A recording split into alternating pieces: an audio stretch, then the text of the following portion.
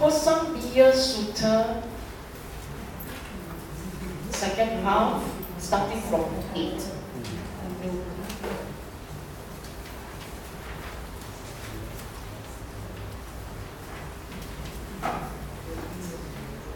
This is the Buddha explaining to his monks about spiritual enlightenment,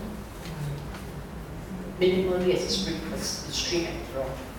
Minimally. Okay?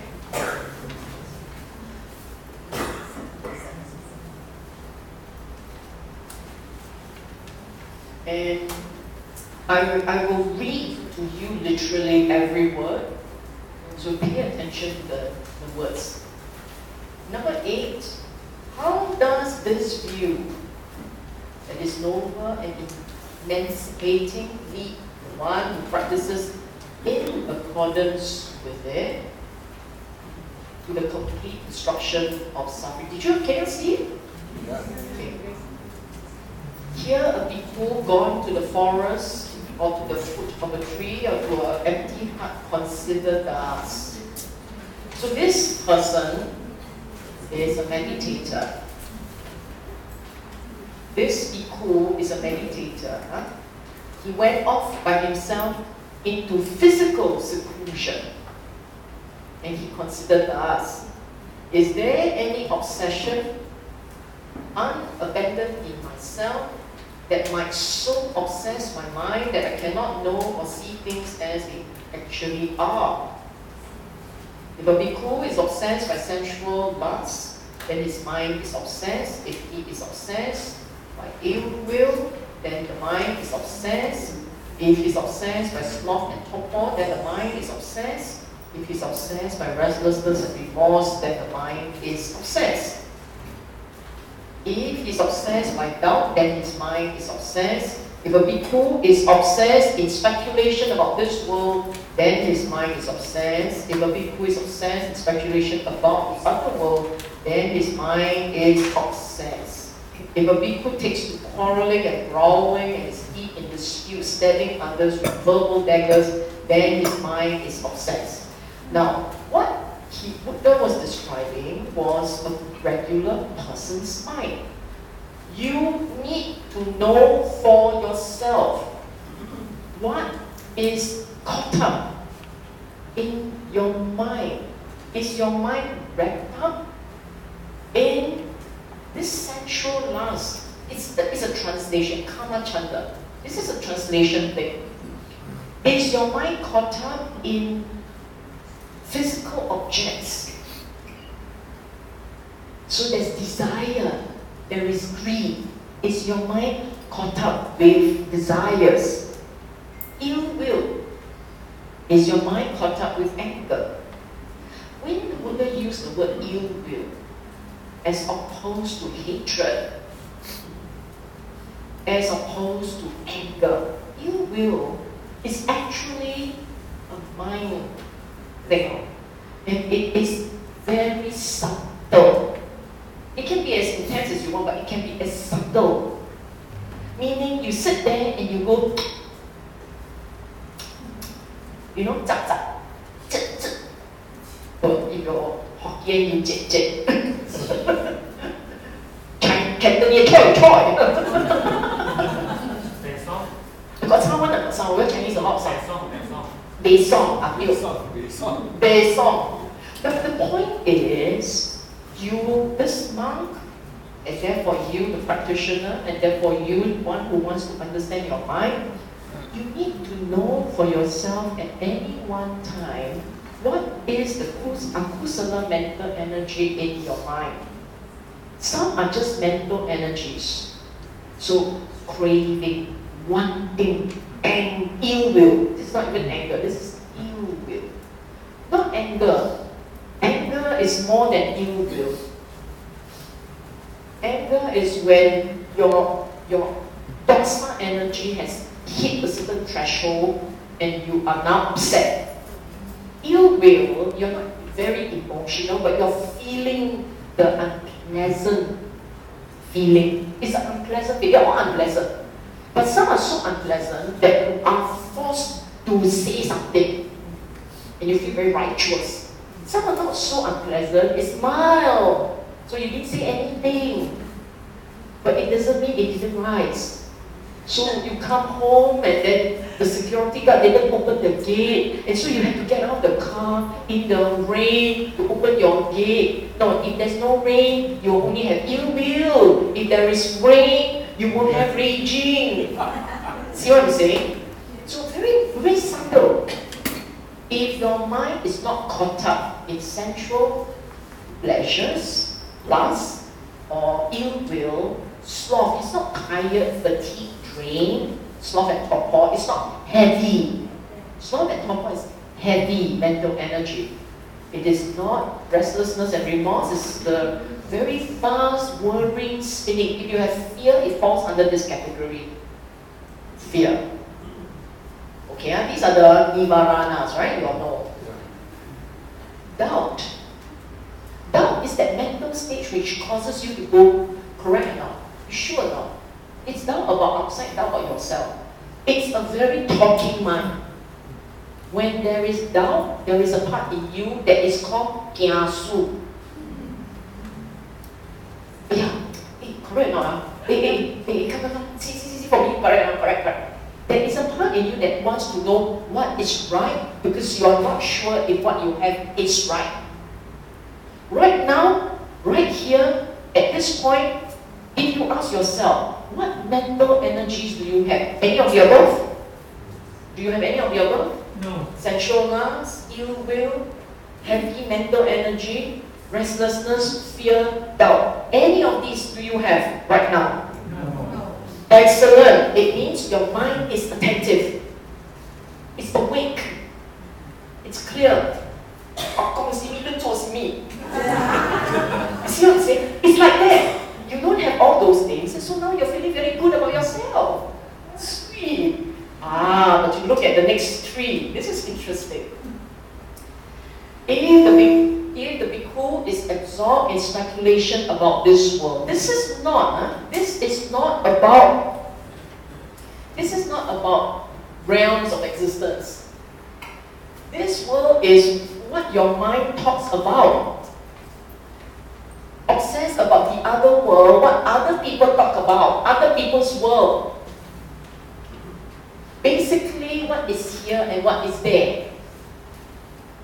It's what, because we all know that when the Buddha talks about world, he doesn't really bother about the planes of existence. Usually talk about what's the reality in your mind. So obsessing about your world or obsessing about other people's world. Now you ask yourself, sometimes you're obsessing about what's going on, ding. What do you think he say of me? Do you think he like me or not? Maybe he likes me, but he's shy, that's what I'm saying. You're obsessing about the other world. Okay? And then if the two worlds collide, what happened? Quarrel, wrongly. So a bhikkhu speculating about the other world, because this was referring to the quarrel at Kosambiya. That is why the monks are talking about their world, his world, their world, they're planning all over the place. Okay? And then the Buddha said, he understands thus. There is no obsession unabandoned in me that might so obsess my mind that I cannot know and see things as they actually are. My mind is well disposed for awakening to the truth. I cannot sit down and say this. This one is important because this one is the first thing Buddha talks about. You must know what is in your mind, the condition of your mind.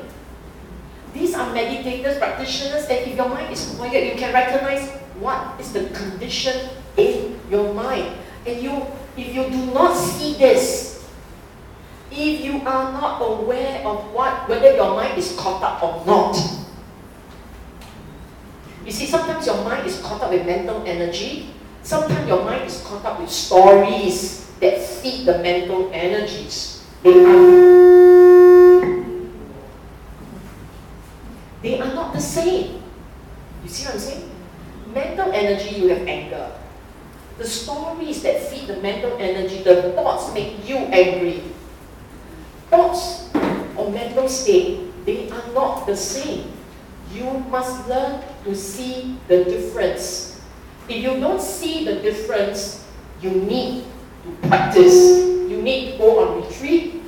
You need to have, or you go on a cruise, hide in your room, order room service only and stay there. And spend your time staring at your mind. Because you have to know for yourself what is the condition of your mind. Got loba, got no loba, got dosa, got no dosa. And he understands us. You recognize the state of your mind and you know what that means. I have no anger. I have no craving. My mind is alert. My mind is confident. My mind is steady, sweet. My mind doesn't talk a lot. Sometimes when the mind has none of these mental conditions, you start talking. Hey, what's going on? My mind is quiet. Ooh, I think on this. Talking. Talk some. Talk your way out of Nibbana. Out of Nibbana. You see what I'm saying? So when the mind goes quiet, you know he understands us. There is no obsession. Unabandon me. My mind has no obsession. Abandon, you let go. My mind has let go of the obsession. I don't have something up here that makes it impossible for me to see things as they are. See the mind, see the condition of the mind, see anicca, see the dukkha, see what I said this morning, right view. You remember this morning, you're very precious on this morning's talk. You get ready, you just whack it and then go back and watch it again. Understand that properly.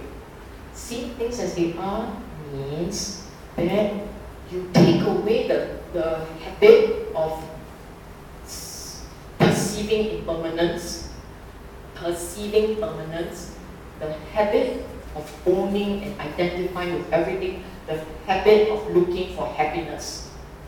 You see your mind does not have this habit. It's trying to press down, trying to wipe away this habit. And then you are seeing now as now. And when you're honest, you will see now as now. Whatever is there is what is there.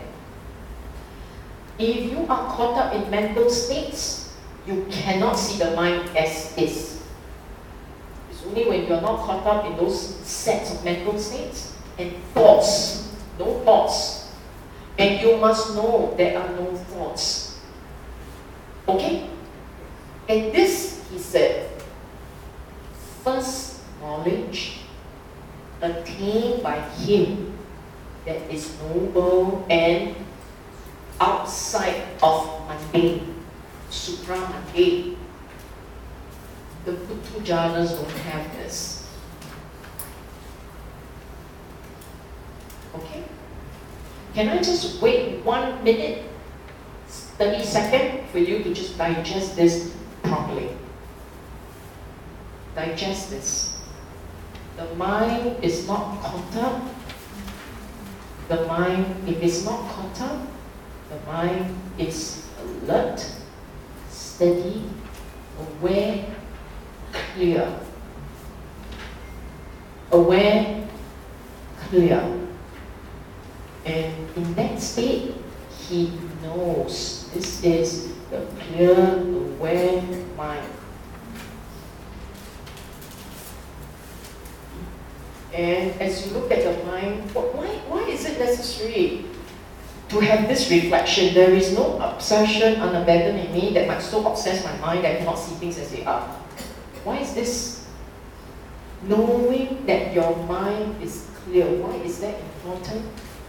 Because You know how sometimes you can meditate and you ask yourself, is this it? Is this what I'm supposed to see? When you ask that question, your mind has vicikicca. When your mind has vicikicca, you are not seeing things as they are. Sometimes you say, you don't know, but your mind says, I wish, it must be. Did you see for yourself the one thing in the picture? When there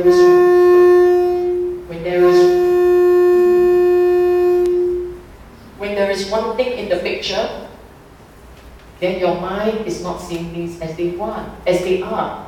You are seeing things as you want. Some of you talking to Mr. Tan, Brother Tan at the back there. This is our Singapore Tan. Our Brother Tan there. Some of you ask him and you tell him about nimitta, he will laugh at you. Let it go, don't think too much about lights. Because when your mind wants, your mind sees. One thing is not seeing things as they are. Okay? And then I will sit. Okay, number 9. So the first one refers to understanding. This is also right understanding. Again, a noble disciple consider thus: when I pursue, develop, and cultivate this view, do I personally obtain serenity? Do I personally obtain quenching? Do you know what it means? What is this view? Okay,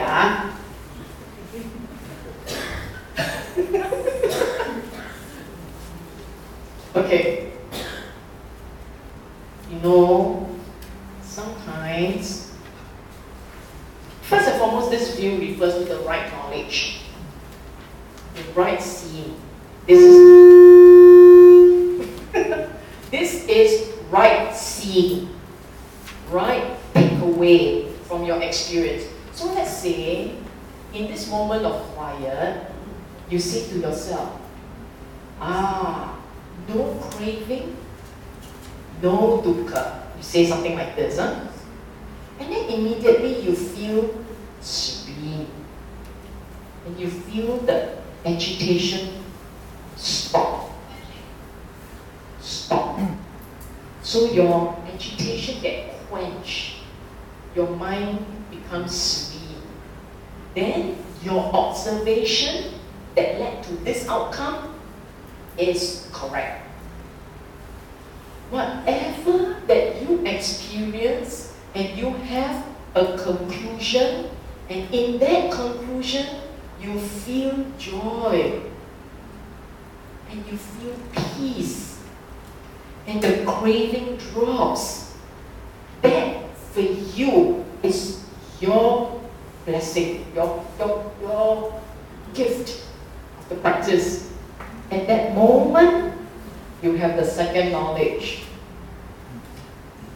If you have never experienced that, meaning you form a conclusion, but the mind doesn't go quiet, and you're craving, I want to know the Dhamma, if that doesn't, the craving, I want to know Dhamma, that craving doesn't soften, at that moment, it's not your Dhamma knowledge. It is not the insight that lifts you. And he says, he understands thus. So you know, every step of this practice you will know.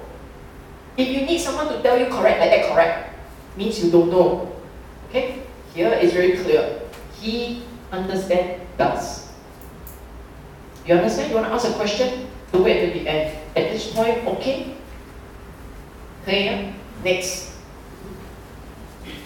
Later you can ask, but sometimes it's better if right here and now you do it. This is the third one. A noble disciple consider thus: is there any other recluse or Brahmin outside possessed of a view such as I possess? He understands thus there is no other recluse or Brahmin outside the Buddha's dispensation possessed of a view such as I possess. This is the third knowledge. This is the third knowledge. Buddha is not being territorial here. You come by a realization with your craving toned down. Toned down the eightfold path. This knowledge is about eightfold path that leads to a state of mind of quiet. You say, actually, I don't know of any teaching outside of the Buddha's teaching that provides a training like this. That's what it means. As I said, it's not the Buddha saying, Wa Zun, Inang Wo Zun. It's not that. It's that you know this method is unique to his school. It's a training method. And this training enables your mind to experience a particular state of seeing, which can't happen unless the path comes together. Think of it like this.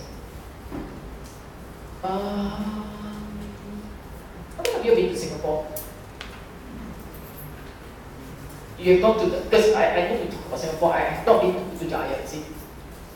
And now, you go to Singapore, you go to Marina Bay Sands, right? The top view. Okay, never mind. You go to Singapore anywhere, you go up the top view and you look down. As you look down, you will see a certain landscape, which you will not see if you're down below. Anywhere you go up, you see a certain landscape, which you cannot see when you're down below. In the same way, the eightfold path causes the mind to be able to see a landscape that you cannot see without the help of the eightfold path. So when you see that landscape, the mind landscape, from the eightfold path that leads the mind to a certain state of quiet, and suddenly that landscape of the mind comes alive, then you realize this is possible only because you had operationalized the eightfold path. You made it. The word used earlier was a stream enterer is possessed of the path. The possessed of the path means the panya sila samadhi of a certain nature, the sama panya, sama sila, sama samadhi, that combination causes the mind to reach a level of quiet and seeing, not possible without this combination. Get it? So once he has seen this landscape of the mind, courtesy of the practice, he can't unsee. You go up there, you look below, you remember this landscape. Now you go and erase it. Can it be done? Cannot be done. Do you even know how? Can I put in your head, break a few gray cells? But when you die, they will come back again. Because it's not gray cell dependent. Get it? So those three parts, you know. Because he says, understands. I told you that Vijja Charana. Look at the next one. A noble disciple considers thus: do I possess the character of a person who possesses right view? What is the character of a person who possesses right view? Like that, he said. Although he may commit some kind of offense for which means of rehabilitation has been laid down, still he at once confesses, reveals, and discloses to the teacher or to wise companion in the holy life, and Having done that, he enters upon restraint for the future. Just as a young, tender infant, laying prone on once, draws back when he puts his hand or his foot on a live coal, so too that is the character of a person who possesses right view. So you must ask yourself, are you somebody who will hide? That's actually what it means. It's not about whether or not you do wrong, it's that you will hide. Are you so scared that the world sees you as you are? 你见不得光，所以最好你不要知道。So you say actually, I'm very comfortable if I don't come across as real. I'm not honest. I'm not upright. If you say that, then you possess the character of the upright, honest practitioner. Upright, honest. Yes. May I ask a sister? Now, it has been a long time I control my thoughts. I think my thought is craving, is wanting something. So all the day from the morning, early morning until night, my mind is so busy with the thought. The thought as a wanting, as a craving. That's created dukkha. If I can stop like thinking. Yeah. I mean, stop thinking and craving. Yes. I can see the beautiful landscape you just. Right. So the question is how control the thought. Because all the thought are craving, wanting something. All the day we are busy with the thought. Okay. So I think from the morning, okay. you take read the lesson. Okay. That is to control the breathing in and out. Okay. That is the best method Okay. to control the thought. I will answer your question. Yeah. Someone help me remember. Yeah. Remember, because I thought, then the thought also gone. I will answer your question, but let me just finish this first. Okay? Okay. So this one, the character is that of an upright, honest practitioner. He does a little bit of wrong. He needs to go and confess. Bante, sorry. Then go and confess. And he feels bad if he doesn't do that. So there's a basic, intrinsic honesty there. Okay? But the subsequent ones are very interesting.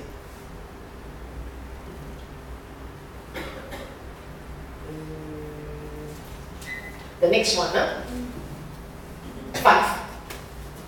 A noble disciple considers thus: do I possess the character of someone who possesses right view? Based on your understanding and the way that you see the world now, have I become like that, this character? And this is the character of someone who possesses the right view. Although he may be active in various matters for his companions in the holy life, yet he has a keen regard for training in the higher virtue, training in the higher mind, training in the higher wisdom. He wants to training in the higher virtue, restraint to a point of no loba, no dosa. Training in the higher mind goes into the meditation, the jhanas. Training in the higher wisdom, liberation, realization, liberation knowledge, nibbana.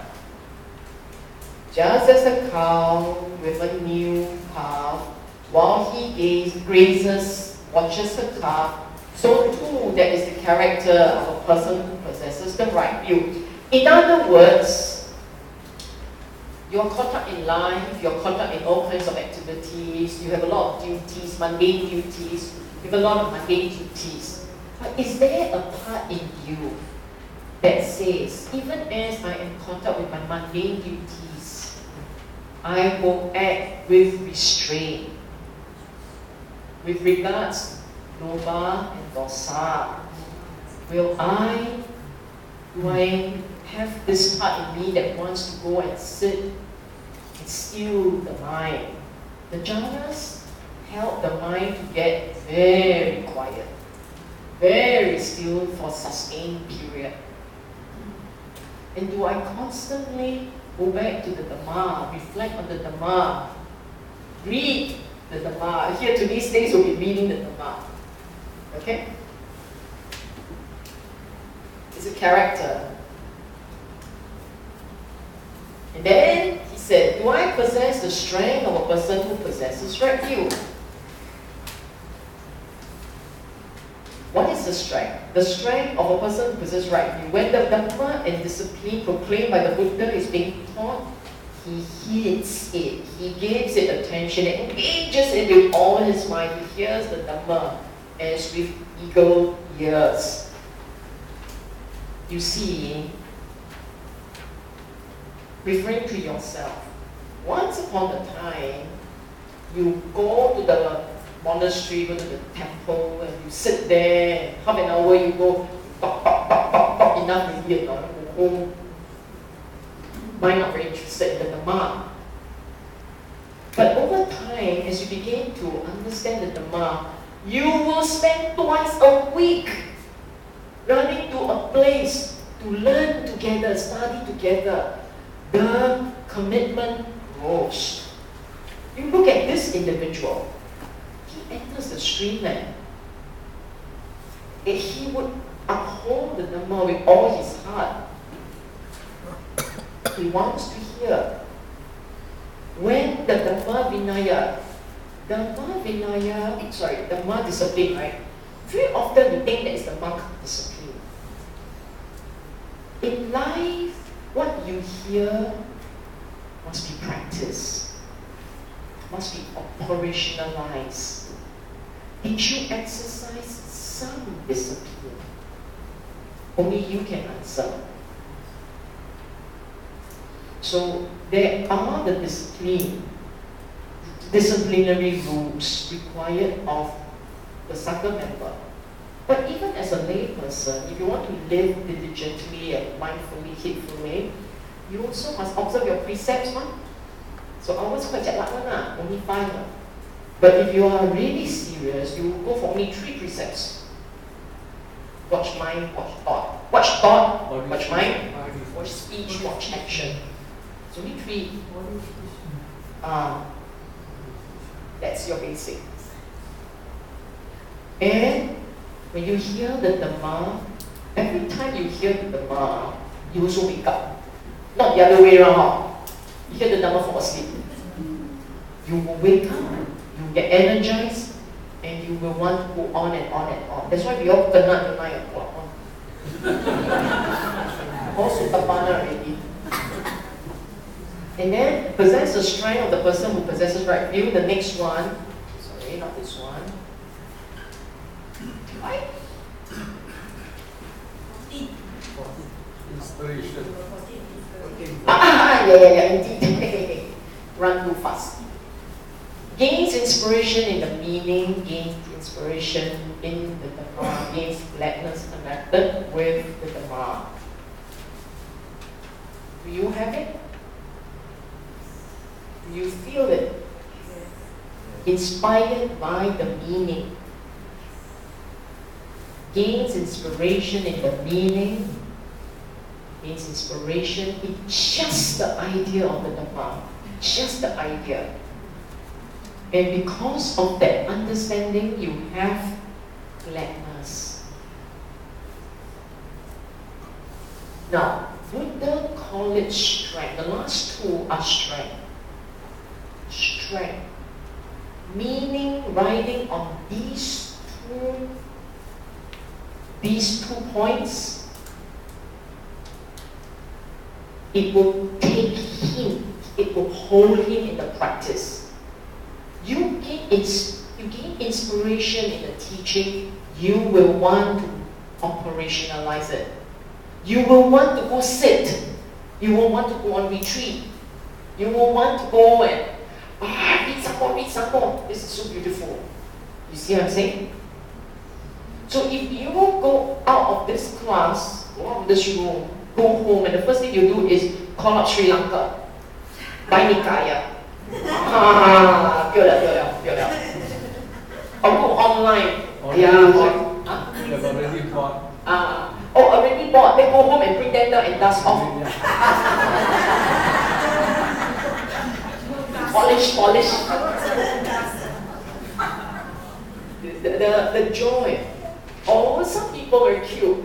Months and months never meditate. Then suddenly inspired, go home and a few hours. Then class choosing. Very jialat, Okay. So you will want to hear, you will want to learn, you will want to practice.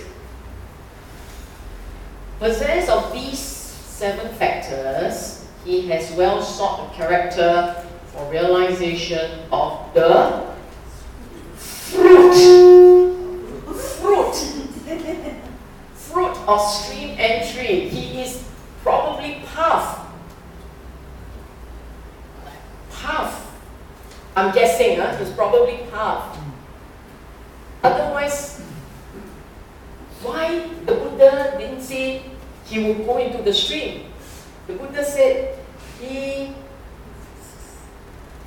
has the character for realization of the fruit. So he already has the path. He knows what to do.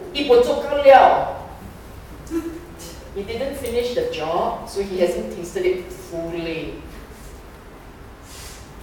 But he has the path. Okay? The fact that his written noble disciple probably is already on the path. Arya. Correct. The Arya. This is the Arya Sangha. Okay. Any question? I'm going to sit now. Your turn to talk. Any question? Yes. Hey, sit now. Sit. I just want to know, when you have all this joy and you have all these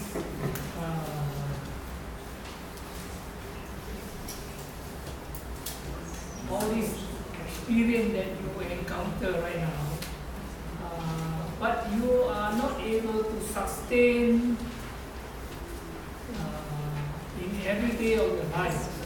What shall we do in order to sustain what you have, what we have experienced, the joy?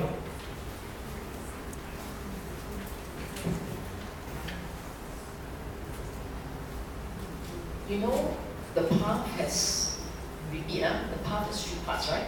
Maya, Sila, Samadhi. Every day feed them. You can sustain only if you feed something every day. So put it as a part of your life. Either you listen to a Dhamma talk, you go reflect on the Dhammapada verse, you go and read 1 little chapter on the Dhamma. Make sure you feed Panya every day in terms of knowledge, number 1. And even better, every day you wake up or before you go to bed, you have a little ritual about Dhamma. So maybe you will say, I will reflect on whether or not today I have lived up to my aspiration to practice and walk the path. You must put into your life a ritual. This is your ritual, it's nothing right or wrong. The ritual is meant for you to anchor yourself on the practice. We are lay people, we will forget, and you don't panjang yourself. You're very tired, also pull out the sutta, read 1 stanza. You understand? If you make this as a practice, you jolly well uphold it and never panjang yourself. You like, you don't like, do not be ruled by your feelings. And make it simple. And initially, make it really simple. Do not be ambitious and say, you know what, I'll do 1 chapter. Samyutta Nikaya, 1 chapter quite long.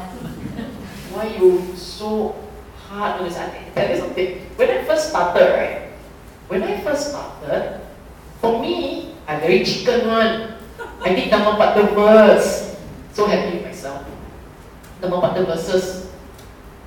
Then when I went on to the big books, right, I started with Anguttara Nikaya. Book of one, book of one, book of one point, one factor. Of course, as you get along, and as you go along, it gets more and more exciting for you, hopefully. And then you go, you know what, I think I should spend the whole afternoon doing this. So be it. The whole afternoon you're doing it. Make notes. Remember, I've got little stacks of books. Notes that I make. My own observations. And then one day, when you are done, you refer to the page one and go, so you do now your observation there. But it's okay. At least you have record of how juvenile you were and how you have grown. Okay? So you must feed panya. You must. And panya is fed by what? Knowledge, of course. Outside and inside. Outside knowledge. Association with a good person. Connecting with the right Dhamma. So that's why I'm saying connect with the right Dhamma, read. Because you can't every day go visit an A. Or every day go visit, I don't know who you want to visit. Sorry? You understand that?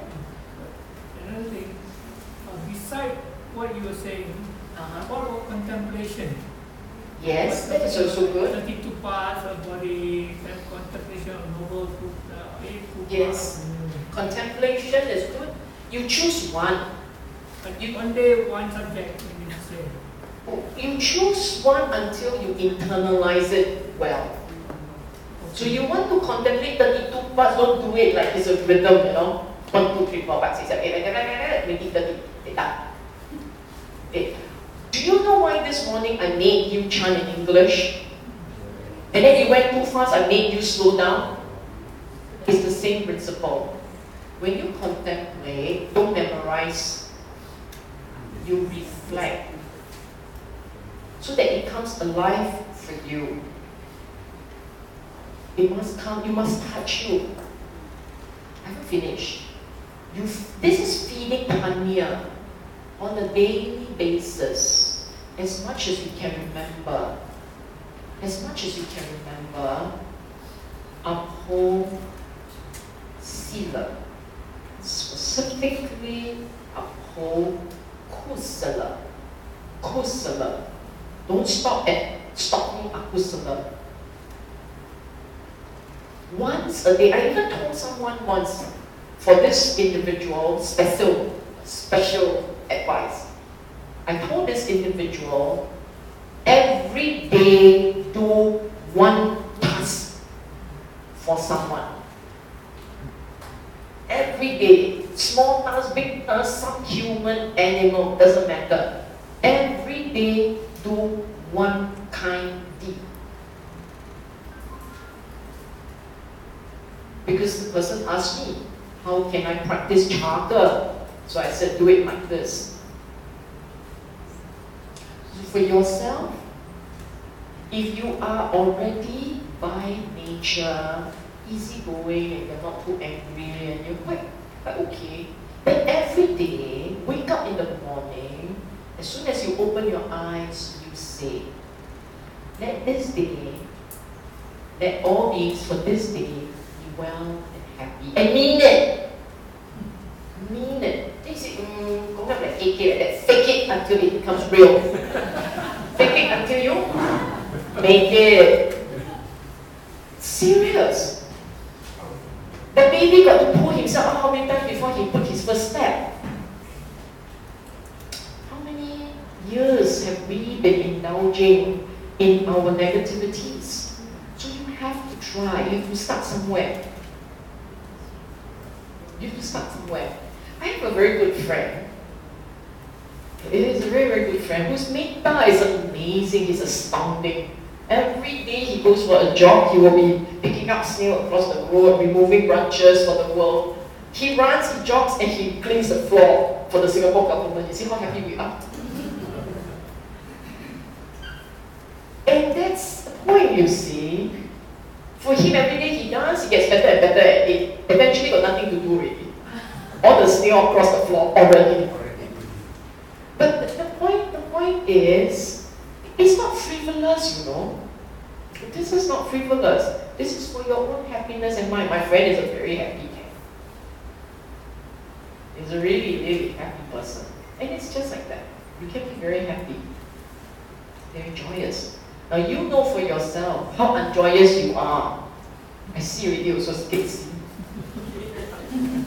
So unjoyous, why? Huh? Okay, so that is on sila. On sila. Samadhi is the quiet mind.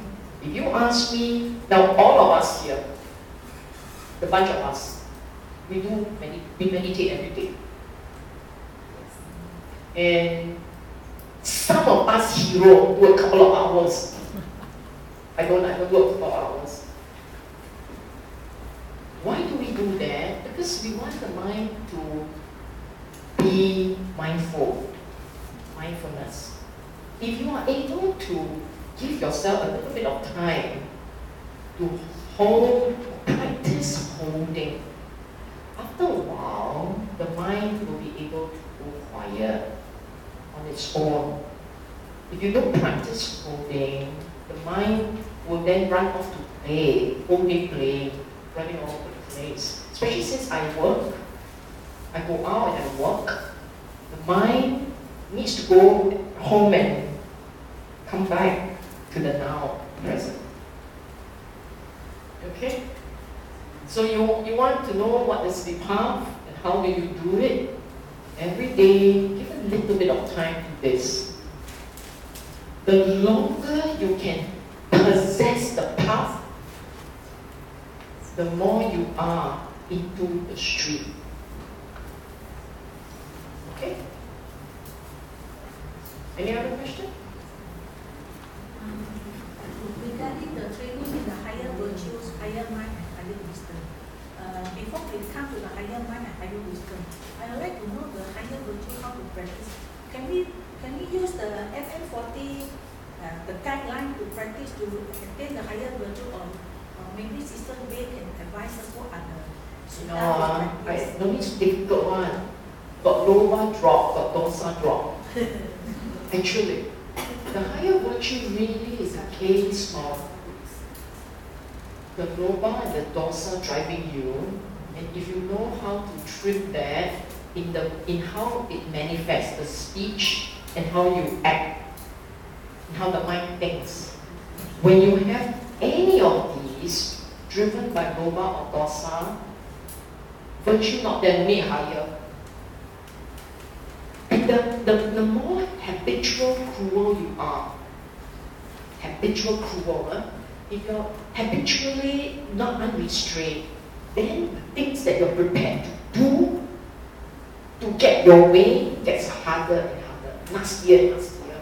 It becomes a habit. And to a point where you become immune, you are immune to the fact that you scold. Whereas if you hardly ever scold, you hardly ever get upset, you hardly ever go crazy with your desires. If you are hardly ever so, then the one time there is the arising of annoyance, already you go to be able to practice more. You know what I'm saying? This is the last sentence. When you hardly ever have loba or dosa, all you need is the tinge, and arising one tinge, and you go, today the practice is not good. Bit off. You straight away know that the condition of the mind is not nice. The quality is off today. You know. You don't have to wait until you scold somebody. Then you go, oh, today I bad mood. You wait until the first word has come out, then you know you bad mood. Not aware. Actually, all this, I told someone this before. I said, because this person was complaining about someone else being not a nice character, blah, blah, blah, blah. So I said to this individual, I said, you know, when someone lives with the anger, because I don't want to say who, somebody I know, it's called A complains that B is not nice. And I pointed out to A, B has a lot of pain. And because B has a lot of pain, therefore B has to lash out. You have pain, so you lash. If you don't have pain, you don't lash out. Who lash out when the mood is very good? You are. You're very happy. You only when you're keksima, and then play somebody. Better. Then somebody else kicks you. Nobody will score another when the mood is good. I always say, even Saddam Hussein will give you a car when he's in a good mood. Sir, your car langgar, it's okay. No problem. Otherwise, sir, your car langgar. Yeah, Saddam Hussein, you don't say, it is just like that. Okay? Answer Uncle's point about how do you keep your mind from dancing all over the place. You know the Anapanasati Sutta, right? Okay, cut long story short, this is how it works. If you start to train the mind to return to the breathing, you need the mind to anchor on something. And anchoring on breathing, because it's portable, you anchor it on breathing, the mind will then be mindful. When the mind is mindful, you straight away must spin the 8-fold Bhava, Panya, Sila, Samadhi. Let me explain. When the mind is quiet, reflect. No craving, no dukkha. Indeed, the Buddha is right. Or change, present moment, present awareness. I am right now in the Dhamma. Nice. You have to recognize what's going on. Right now, no craving, no wanting, no dukkha, the noble truth. You must look. So as you reflect on the Dhamma, Panya cuts in, you will feel joyous. You will feel happier. When you feel happier, the mind gets even more still. And now you can breathe for as long as you want. Or rather, you will watch breathing for as long as you want. You stop breathing, you die. Stop breathing, you dead. Okay? Yes? I agree with very sister. So this morning you gave us the first practice of how to breathe. Breathing in and out, let's stop temporarily, not forever. But later on, when our mind gets clearer and clearer, we get inside and we see the true nature of all. It's like that. Only this lesson is the first step. And later on, we must get inside. Because if our mind is blocked by defilement, by craving, we can't see inside. We can't get inside. To get inside, that means somebody. And then from somebody, we can enter Vipassana. Yeah, I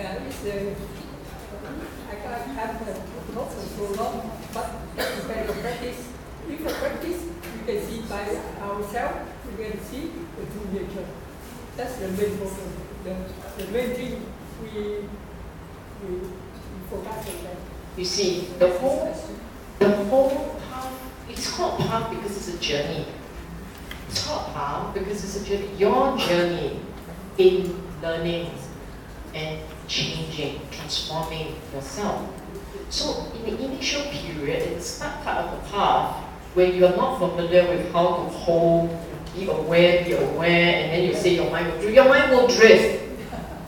The reason why the mind drifts is because we have a lot of craving. You drift according to craving quality and quantity. The more craving, the stronger your craving, and the more objects of craving you have, the more the mind drifts. But at this initial period, so when you start with the practice, you don't know how to stop the craving. So you stop the craving by first learning to anchor the mindfulness on present. You learn to anchor on the present. And then of course it will drift. And then every time it drifts and you remember, you will say, mind made up things, the mind chase, the mind clings, the mind wants, mind made up things, it's okay, I will put it down. You have to keep doing this until the number of things you crave reduces. And how strongly you crave lightens. When that starts to happen, you will find it much and much easier to end up with a mental state of awareness with no thoughts, just aware. But this whole journey, starting from where you are now, to the point when it has far less thoughts, less craving, more present moment, that journey is as long or as short as your faith holds you to the path, your virya anchors you on the practice, and your understanding of what's going on. Do I make sense? Okay? You need a lot of patience. Oh yes! Oh yes! A lot of practice. Without that, we can't access somebody. Somebody is difficult. So I think your lesson this morning, the practice, is very important. That benefit all of us to open the mind and to enter the how to practice mindfulness. Yeah, it's a first lesson only, but it was in you. It was a practice a lot. Yes. Be able to get clear mind and calm mind. I teach you a shortcut. Yeah. You like shortcut? And suddenly, as you talk, I remember a shortcut. The shortcut actually is Kosambiya. It's not easy. No, the shortcut to calming down the mind is Kosambiya. The moment you're back on your breathing and you're aware, you straight away feel the joy, feel the gratitude, proliferate the Kosambiya, the gratitude, the metta. To tell yourself, I am blessed in this life to be able to come this far. When you do that, the mind can go quiet for a while. Don't start by saying, don't break it by saying, therefore what's Dhamma? Can I do vipassana now? When you start doing that, you jam the quiet because one thing has begun. One thing has started. Okay? Shall we take a break?